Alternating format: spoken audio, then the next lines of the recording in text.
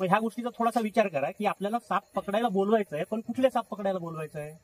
किंवा आपल्या घरात आहे, खरोखर गोठ्यात बसलेला आहे, विहिरीत पडलेला आहे, तर अशा वेळेस साप काढणं जरुरी आहे. ह्याची काही अडचण आहे का आपल्याला? फडी काढायला थांबा फडी त्याची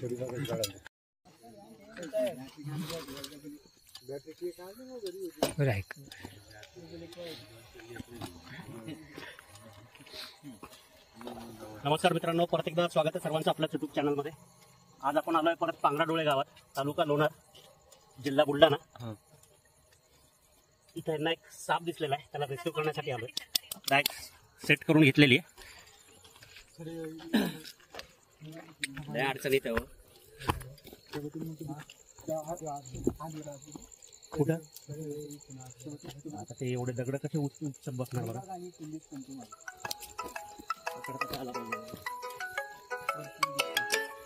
विशाल सरळ समोर आहे, रस्त्यावरच उभे, रस्त्यावरचे सरळ समोर आहे,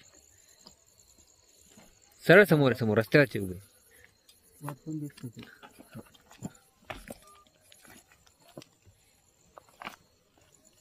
ह्या दगडा खाली आहे का? हा त्याच कोपऱ्यातच आहे. त्याच्याच कोपऱ्यात जागीत म्हणजे जागा असती दादा मध्ये, पूर्ण ओपन मध्ये.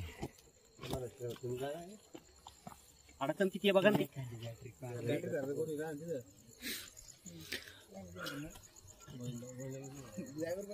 कसे उचलणार सांगा बरं एवढ्या दगड? आता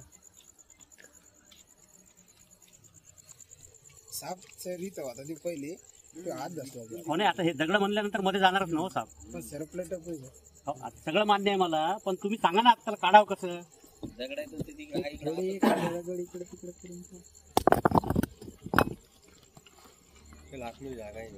मध्ये जागा असती दगड.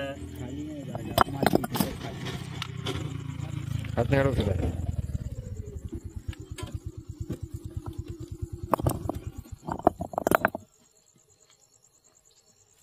दिसतो का तिथेच आहे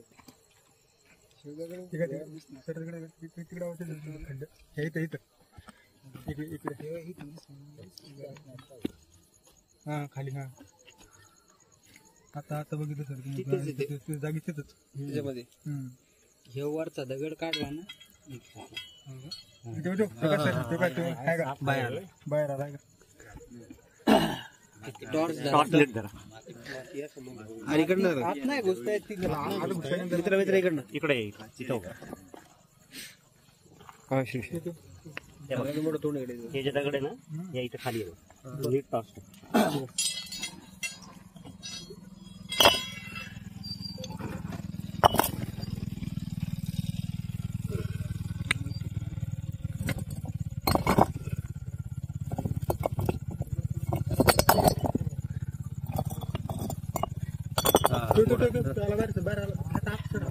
रात्र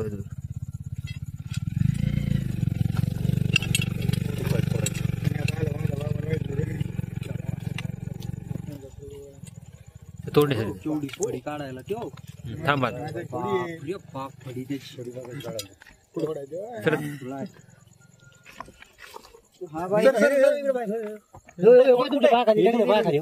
धरला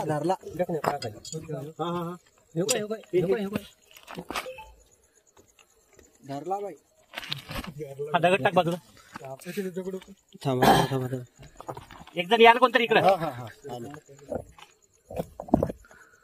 धरला टॉर्च वाले इकडून या समोर. हे टॉर्च धर विशाल, टॉर्च धर. धरला मित्र आले. हो बोलवलं सर. हा दगड काढला तर धरलाय नव्हता धरण्यात चालू नंतर लावतो. आवाज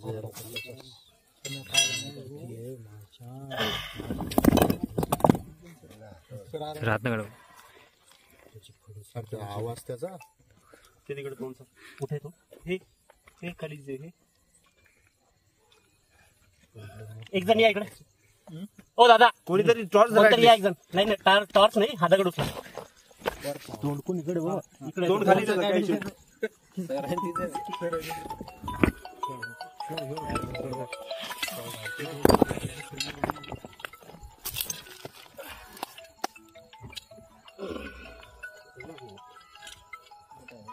सर ते खाली तोंड आता याच्या खाली गेला दगडाच्या तोंड चिकन ओळख सर चिकन हा सर हातातून चटकू लागला हा, इथंच आहे, हा. सर स्ट्रोक घेते ती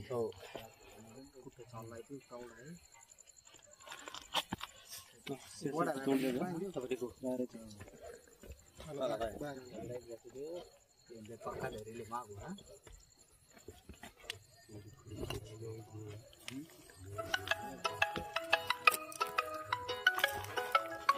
इकडं आलं.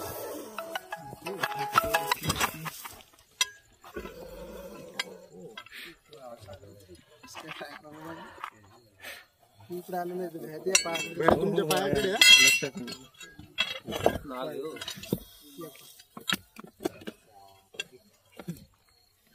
सरळ हे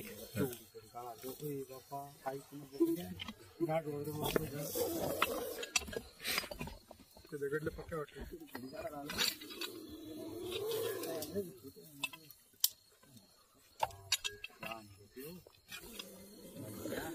बाबा मी माझ्या कसं बघू मला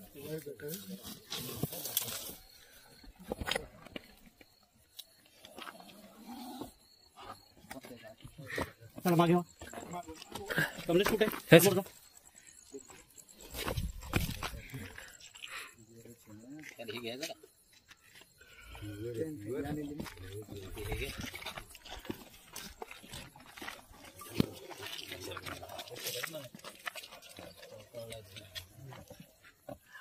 जबरदस्त मोठ्या साईजचा भारतीय नाग.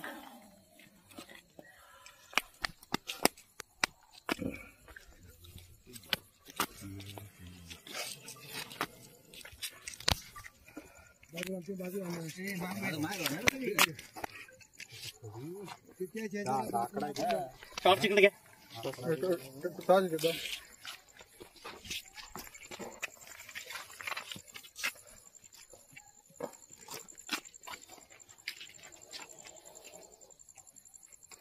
हलू नका कोणी.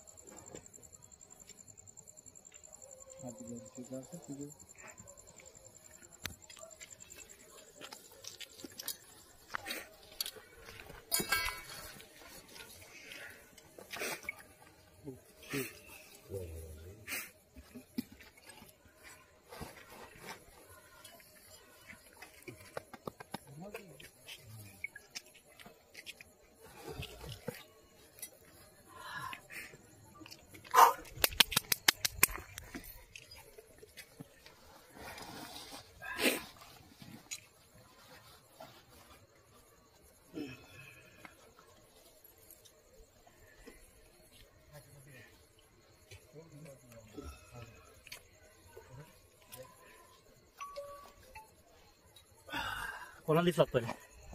वैभव हे बघा, आता सगळ्यात पहिले महत्वाची ही गोष्ट लक्षात घ्या. आम्ही तुमच्यासारखे माणसं आहेत. हो ना हो ना. आम्ही काही सुपरमॅन नाही. नाही आमच्याकडे काही वेगळी शक्ती नाही. नाही फक्त माहिती आहे, त्याचा अभ्यास आहे. हो आता एवढ्या अडचणीतला साप काढणं हा हा आमच्याही जीवाला धोका वा होतो. वा वा. त्याच्यामुळं साप पकडायचे कुठले हा. हे थोडस लक्षात घ्या. आता हा साप आपल्या गावापासून बाहेर आहे का नाही? हो घरापासून दूर आहे का नाही? हो. मग ह्याची आपल्याला अडचण होती का तशी? नाही आता तुम्ही मला सांगताना पहिले काय सांगितलं? गोठ्यात आहे. नाही सर इथं गोटाचे लगेच हे काय इथं ढोरं आहेत पलीकडे. सगळं मान्य आहे मला, पण तो साप काय जाऊन ढोराला चावणार आहे का? साप स्वतःहून कधीच चावत नाही दादा. आता आतापर्यंत तुम्ही सगळं बघितलंय, सगळं माहिती आहे तुम्हाला. साप कधी चावतो? त्याच्या अंगावर पाय पडल्याशिवाय साप चावत नाही. मग ह्या गोष्टीचा थोडासा विचार करा की आपल्याला साप पकडायला बोलवायचंय, पण कुठले साप पकडायला बोलवायचंय? किंवा आपल्या घरात आहे, खरोखर गोठ्यात बसलेला आहे, विहिरीत पडलेला आहे, तर अशा वेळेस साप काढणं जरुरी आहे. ह्याची काही अडचण आहे का आपल्याला? पण कसं रोडवर भीती सर, आता तुमचं म्हणणं बरोबर आहे. नाही, तुम्ही सगळं मला अभ्यास- मान्य आहे, पण पुढचाही थोडासा विचार करा ना. मी तुम्हाला काय सांगितलं, आम्ही सुद्धा साधारण माणसं आहे. हो हो ना हो ना. आता एवढाले दगड तो थोडासा वरती होता म्हणून जमला. हो आता हे दगड उचलून काढणं जमणार आहे का? नाही नाही आता एवढंच किती 5-7 मिनिटं झालेत, सगळ्यांना मला दम लागला. हो ना वा वा. दम म्हणजे काय आयचं ना सर सगळी ह्या गोष्टीचा थोडासा विचार करा आणि साप पकडायचे कुठले हे थोडासा आपण विचार करायला पाहिजे. ठीक आहे. रात्री अंधारात बाहेर निघताना हातात टॉर्च घेऊन निघा. कारण मी काय सांगितलं, साप त्याच्या अंगावर पाय पडल्याशिवाय चावत नाही. तर तेवढ्या गोष्टीची काळजी घ्या. शेतात जाताना पायात बूट घालून जा, जेणेकरून जरी साप चावला एखाद्या वेळेला त्याचे दात आपल्या स्किन पर्यंत पोहोचणार नाही. बूट घालायचे गमबूट जे कोटरीपर्यंत असतात. तर ह्या 2-3 गोष्टींची काळजी घ्या. बाहेर मोकळ्यातले साप असतील तर त्यांना राहू द्या ना, काही फरक पडत नाही बघा. ते आहेत म्हणून निसर्ग टिकलेला आहे. म्हणजे हा सापच नाही, असे सगळे निसर्गातले जेवढे जीव जंतू जेवढे आहेत ना, त्याच्यामुळे निसर्ग टिकून आहे. फक्त माणूसच आहे जो निसर्ग ढळवत चाललाय.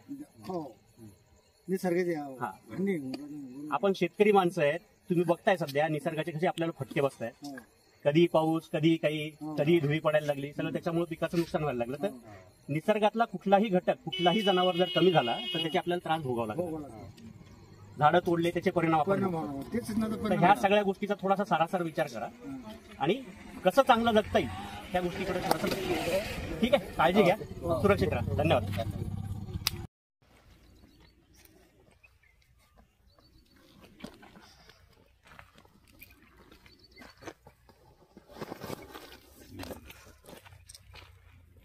हाय मित्रांनो, काल रात्री पांगराडोळे गावातनं पकडलेला भारतीय नाग स्पेक्टॅकल कोब्रा,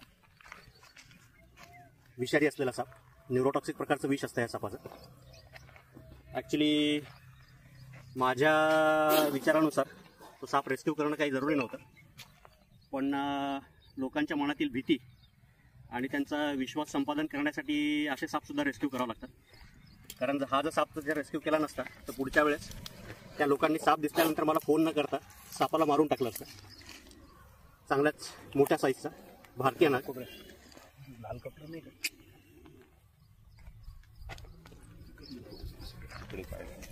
युजली या भागातले जे मोठे जे नाग आहेत त्यांच्या हुडवरचा स्पेक्टॅकल मार्क जो आहे तो एकदम पुसट झालेला असतो, डार्क टॅन कलरचा. अंदाजानुसार नर असावा, कारण फणा जो आहे तो एकदम लंबुळका दिसतो याचा.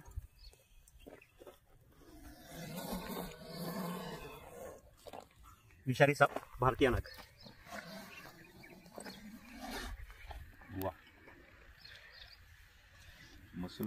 चावल्यानंतर चावलेल्या जागेवर आग होते, थोड्या वेळात तिथे सूज यायला लागते थोडीशी.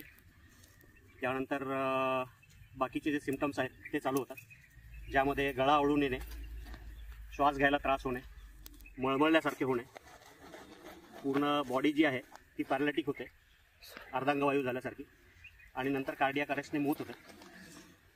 पण जर वेळेत जर दवाखान्यात जर पोहोचलो तर माणसाचा जीव 100% वाचतो.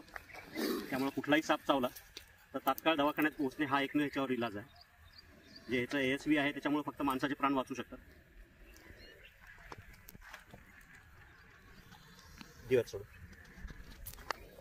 सर, इकडे सोडा ना सर.